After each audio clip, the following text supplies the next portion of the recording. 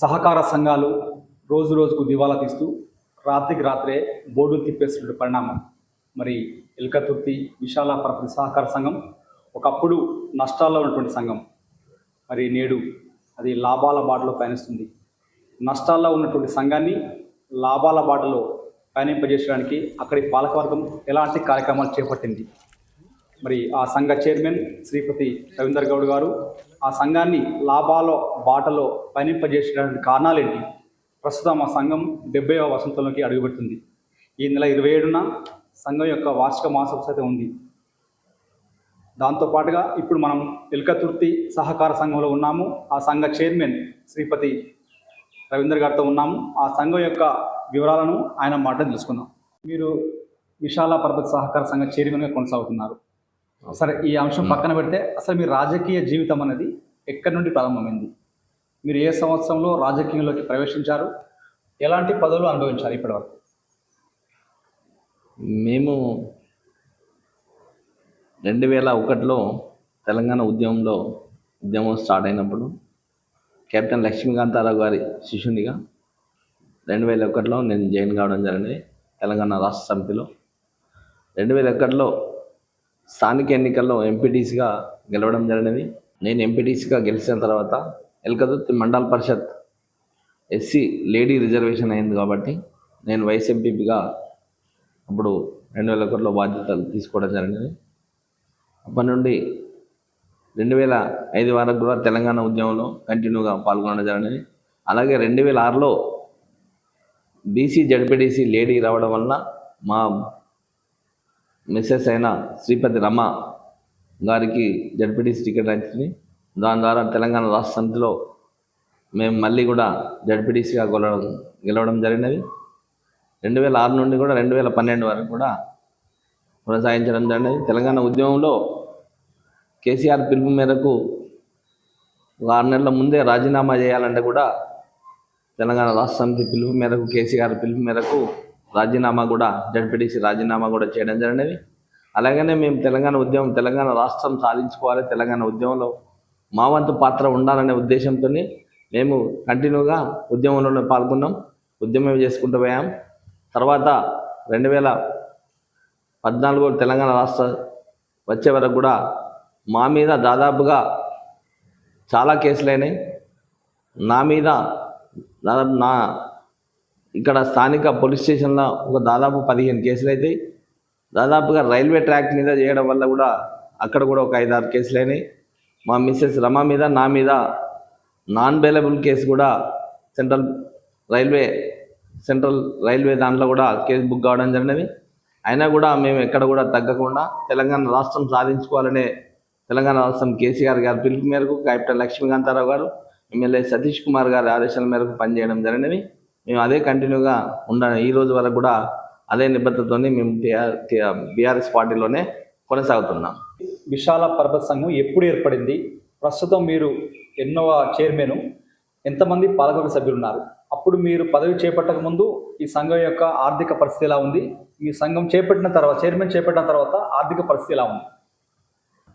The Elkathurthi విశాల సహకార సంఘం limited Elkathurthi అనేది 14/3/1957 సంవత్సరంలో ఏర్పాటు చేయడం జరిగింది. దానికి అప్పటి ఎస్టాబ్లిష్ సంస్థ స్థాపకులు ఎవరంటే శ్రీ కీర్తిశేషులు పోల్సాని నరసింహారావు గారు అని వల్బాపూర్ గారు దీన్ని స్థాపించడం జరిగినది. అప్పుడు వారే అధ్యక్షతన జరగడం జరిగినది. అప్పటి నుండి కూడా కంటిన్యూగా జరుగుతుంది. కాబట్టి మన దగ్గర రికార్డ్స్ అనేటివి లేవు కాబట్టి ఎంతమంది చైర్మన్లు అనేది తెలియదు నాకు.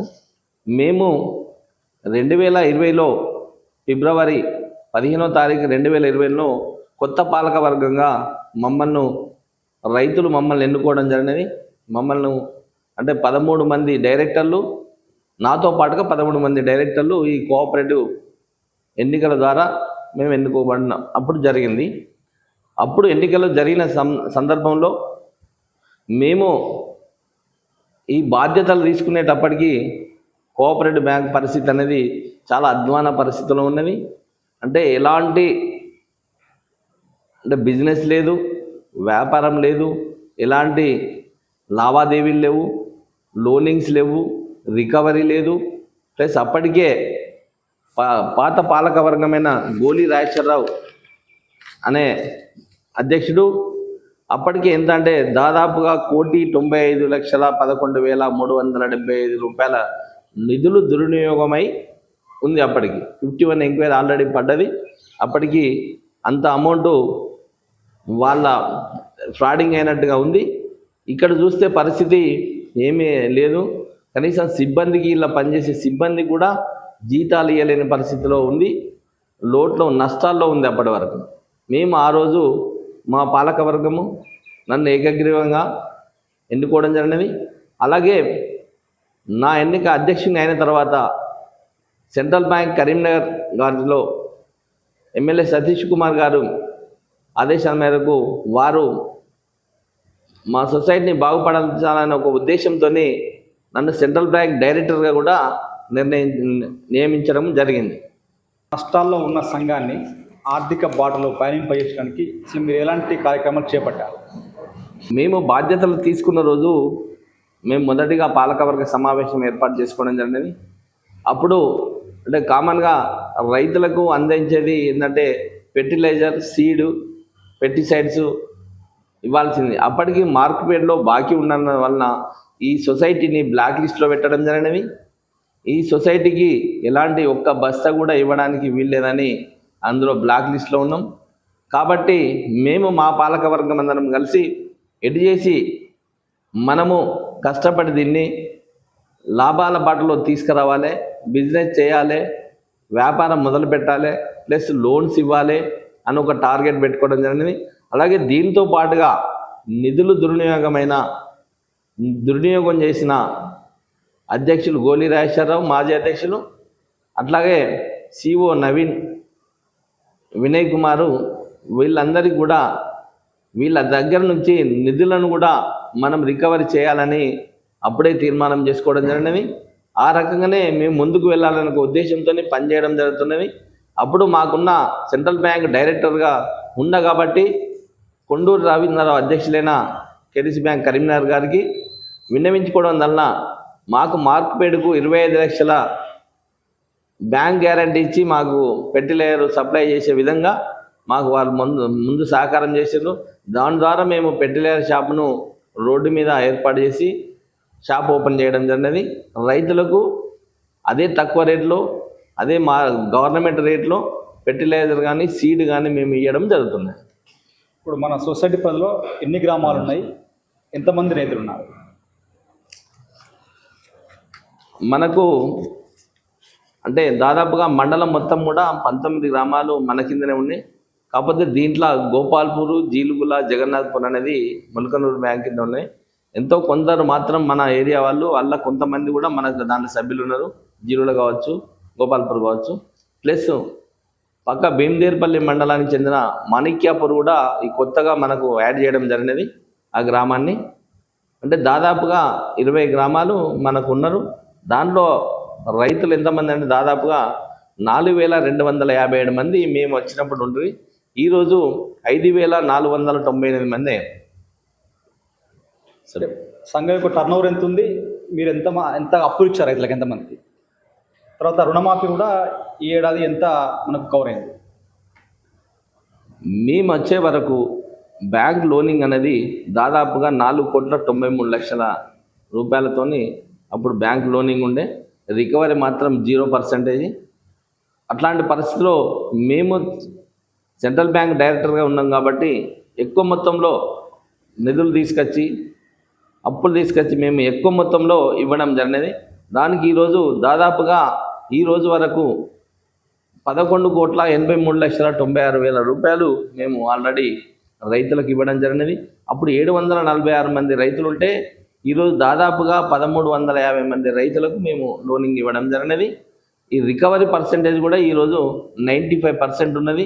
ఎందుకంటే రైతులు సొసైటీని నమ్మాలనే ఉద్దేశంతో మా పాలక వర్గం కానీ నేను కానీ గ్రామాల్లోకి వెళ్ళి రైతులకు అవగాహన కల్పించి ఇది బ్యాంక్ మనది, సొసైటీ మనది, మనం తప్పకుండా మీరు లోన్ రికవరీ, మీరు ఇంట్రెస్ట్ వడ్డీలు కడితేనే రేపు ఇంకొక రైతుకి ఇవ్వడానికి ఆస్కారం ఉంటుందనే ఉద్దేశంతో ఎలాంటి రైతుకు అలాంటి అవగాహన చేసి ఎక్కువ మొత్తంలో ఈరోజు 95%కు తీసుకురావడం జరిగింది. రైతు కూడా డైరెక్ట్గా సొసైటీకి వచ్చి కట్టే పరిస్థితికి తీసుకురావడం జరిగింది. మీరు సొసైటీ పాలకవర్గం మీరు ప్రమాణ స్వీకారం చేసిన రోజు రైతులకు ఏమైనా హామీ ఇచ్చారా? ఆ హామీలు పూర్తి స్థాయిలో నెరవేరాయా? ఇంకేమైనా పెండింగ్లు ఉన్నాయా? మేము 2020లో బాధ్యతలు తీసుకున్నాక పాలకవర్గం మేము ఆ రోజే నిర్ణయం తీసుకున్నాం ఏంటంటే ఇది 4 కోట్ల రుణం ఉన్నాయి, ఎక్కువ మందికి రైతులకు రుణాలు ఇవ్వాలనేది ఒకటి మేము ఆలోచన చేసినాం. ప్లస్ రికవరీ కూడా 0% ఉన్నది కాబట్టి 100% చేయాలనుకున్నాం. దాదాపుగా మేము 95%కి వచ్చేసాము. మరియు లోనింగ్ కూడా మేము 4 కోట్లు ఉన్నదాన్ని దాదాపు 10 కోట్లు చేస్తామని మేము అనుకున్నాం. కానీ ఈరోజు దాదాపుగా 12 కోట్ల చిల్లరకు వెళ్ళిపోయాను. రైతులను కూడా ఎక్కువ మందిని ఇన్వాల్వ్మెంట్ చేయాలనుకున్నాం.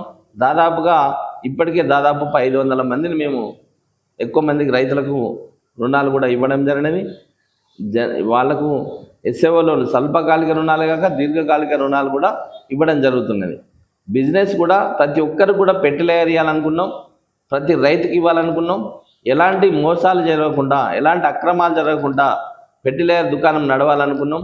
ఏ ఒక్క డైరెక్టర్ కానీ, ఒక్క చైర్మన్ కానీ ఒక్క బస్తా కూడా తీసుకోకూడదు, ఉద్దర అనేది చేయకూడదని ఒకటి మేము ఆ రోజు నిర్ణయం తీసుకున్నాం. అదే రకంగా ఈ రోజు వరకు కూడా అదే నిర్ణయంతో నడుస్తున్నాం. ఇదే ఫెర్టిలైజర్ ఈ 5 సంవత్సరాల్లో దాదాపు 4.5 సంవత్సరాల్లో దాదాపు 5 కోట్ల బిజినెస్ మేము ఫెర్టిలైజర్ మీద చేయడం జరిగినది. ఎలాంటి దుర్వినియోగం 1 రూపీ కూడా ఫ్రాడింగ్ లేకుండా జరగకుండా చూసుకోవడం జరుగుతున్నది. మేము ఇంకా కూడా మేమేమనుకున్నామంటే రైతులం అనేది ఇంకా రైతులకు కొత్త రకమైన బిజినెస్ చేయాలని ఒక ఆలోచన పెట్టుకున్నాం. దాంట్లో ఆలోచనగా మేము ఇక్కడ మండలంలో ఎక్కడ కూడా లేని ఒక water plant, cool and mineral water plant పెట్టాలని ఆలోచన చేసినాం. దాన్ని వెంటనే మేము దాని అనుభవం కోసం సుల్తానాబాద్లో సొసైటీలో నడుస్తున్న వాటర్ ప్లాంట్ను మా పాలకవర్గం సందర్శించి దాని అభివృద్ధి ఏంటి, దాని బెనిఫిట్ ఏంటి, దాని ఆదాయం ఏంటని దాన్ని అంతా కూడా సమీక్షించి ఇక్కడ ప్లాంట్ ఏర్పాటు చేయడం జరిగినది. ప్లాంట్ ఈరోజు బ్రహ్మాండంగా నడుస్తున్నది. పిఎంజీవై కింద మేము ప్లాంట్కు సెంట్రల్ బ్యాంక్ నుండి తీసుకోవడం జరిగినది.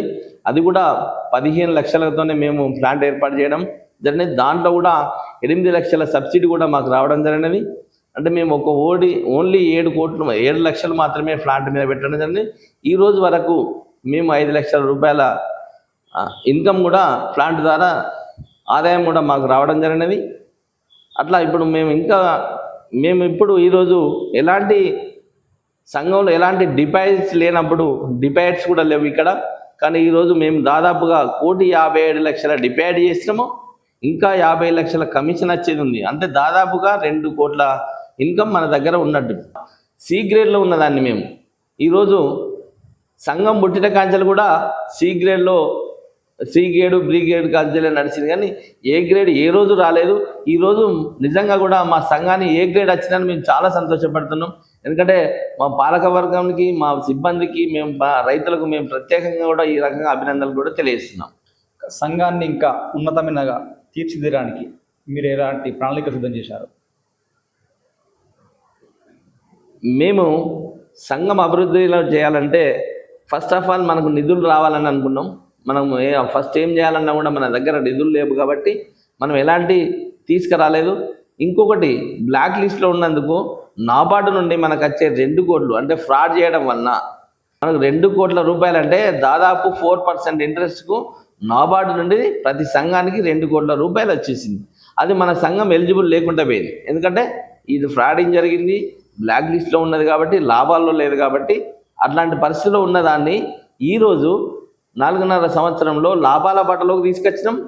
ప్లస్ మేము ఏ గ్రేడ్లో ఉన్నాం కాబట్టి ఈరోజు లోన్ ఎలిజిబుల్ కూడా మనం ఎవరైనా లోన్ ఇవ్వడానికి ఎలిజిబుల్ కూడా తీసుకురావడం జరిగింది. అంటే ఇది మేము అనుకున్న టార్గెట్ తీసుకురావాలనుకున్నాం, తీసుకొచ్చాం. ఈరోజు కొత్తగా బిజినెస్ అనేది చేయాలని అనుకుంటున్నాం. ఎందుకంటే మాకు 1,57,00,000 రూపాయలు ఉన్నాయి, ప్లస్ 50 లక్షల కమిషన్, అంటే దాదాపుగా 2 కోట్ల రూపాయలు ఉన్నాయి. వాటితో కొత్తగా ఒక బిజినెస్ చేయాలని ఆలోచన చేస్తున్నాం.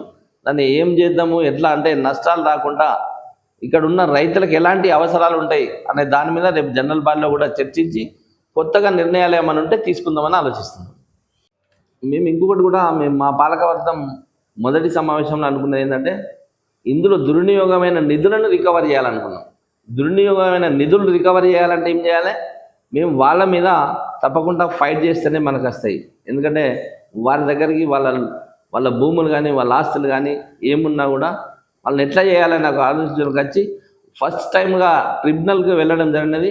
ట్రిబ్యునల్లో అంటే కోఆపరేటివ్ చట్టంలో ట్రిబ్యునల్ కోర్ట్ అనేది ఒకటి ఉంటుంది. ఆ కోర్టులో ఫస్ట్ ఆఫ్ ఆల్ మేము ఫస్ట్ గెలవడం జరిగినది.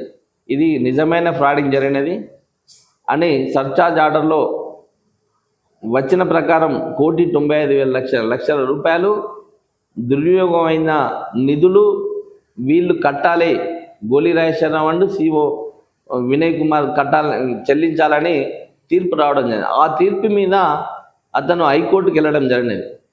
గోలి రాజేశ్వరరావు హైకోర్టుకి వెళ్ళడం జరిగింది. గోలి రాజేశ్వరరావు హైకోర్టుకి వెళ్తే మేము కూడా వెంటనే దాన్ని వెంబడబడి మేము కూడా హైకోర్టులో లాయర్ని పెట్టి పిటిషన్ వేయడం జరిగినది. దాంట్లో 2 సంవత్సరాలు పోరాటం చేయడం జరిగినది. చాలా రకరకాలైన ఇబ్బందులు పెట్టినా కూడా మేము ఎక్కడ కూడా తగ్గకుండా ఎట్టి కోశల్లో ఇది రికవరీ చేయాలనే ఉద్దేశంతో మేము కూడా వెంబడబడడం జరిగినది. గోలి రాజేశ్వరరావుకు చెందిన ఆస్తులను కూడా మేము బ్యాంకు అటాచ్ చేసి ఫస్ట్ గెలవడం జరిగినది. తర్వాత అందులో నవీన్ అనే వ్యక్తి కూడా ఉన్నాడు కాబట్టి నవీన్ వాళ్ళ ఆస్తులను కూడా జప్తు చేయాలని నోటీస్ ఇవ్వడం వలన నవీన్ అనే వ్యక్తి 10 లక్షల రూపాయలు పే చేయడం జరిగినది. గోలి రాజేశ్వరరావు కూడా మేము అతని ల్యాండ్స్ వేలం వేయడానికి వెళ్తే ఆయన కూడా 9 లక్షలు పే చేయడం జరిగినది. ఇంకా మిగతా డబ్బులు కట్టలేదు కాబట్టి మొన్న హైకోర్టులో పిటిషన్ ఉంటే హైకోర్టులో కూడా మేము గెలవడం జరిగినవి. హైకోర్టులో మీరు ప్రొసీడ్ కండి, మీరు ఆస్తులను వేలం వేయండి అని ఆల్రెడీ మాకు తీర్పు ఇచ్చింది. కాబట్టి మేము మళ్ళీ ఈరోజు నోటీస్ ఇవ్వబోతున్నాం. నోటీసు కూడా రెడీ అయినాయి. రేపు మళ్ళీ కూడా వేలం వేసి ఖచ్చితంగా మేము అనుకున్న ప్రకారం 100% మేము నిధులు దుర్వినియోగాన్ని రికవరీ చేస్తామని ఆ రోజు పాలకవర్గం మేము రైతులకు హామీ ఇచ్చినాం. ఈ రకంగా ఆల్రెడీ సక్సెస్ అయినాం. దాదాపు 19 లక్షలు కట్టించినాం. ఇంకా మిగతా డబ్బులు కూడా కట్టించే ప్లాన్ చేస్తామని కూడా తెలియజేస్తున్నాం. అన్నిట్లో మేము బిజినెస్లో కానివ్వండి, లోనింగ్లో కానివ్వండి, రికవరీలో కానివ్వండి, ఆఫీస్ మెయింటెనెన్స్లో కానివ్వండి, ఇంకా ఎట్లాంటివి కూడా అంటే ఆఫీస్ మెయింటెనెన్స్ కూడా మేము ఒక సిస్టమేటిక్గా చేయడం జరుగుతుంది. ఎందుకంటే ఎలాంటి దుర్వినియోగం కాకుండా, ఎలాంటి చిల్లర ఖర్చులు లేకుండా మేము దాదాపుగా ఇయర్లీ 30% అంటే బిజినెస్లో 30% ఖర్చు పెట్టచ్చు. అధికారులకు కానివ్వండి, సిబ్బందికి జీతాలు కానివ్వండి, ఎక్స్ట్రా ఖర్చు కానీ అట్లాంటిది కాకుండా ఎలాంటి ఖర్చులు లేకుండా 19.5% మాత్రమే ఎక్స్పెండిచర్ చూపించడం జరుగుతున్నది. ఎందుకంటే ఎక్కువ ఖర్చు చేయకుండా తక్కువ ఖర్చుతో ఎక్కువ లాభాలు తీసుకురావాలనే ఉద్దేశంతో పనిచేయడం జరిగింది. ఈ రకంగా అందరం కూడా కలిసికట్టుగా పనిచేయడం వల్ల ఈ అభివృద్ధి జరిగిందని తెలియజేస్తున్నా.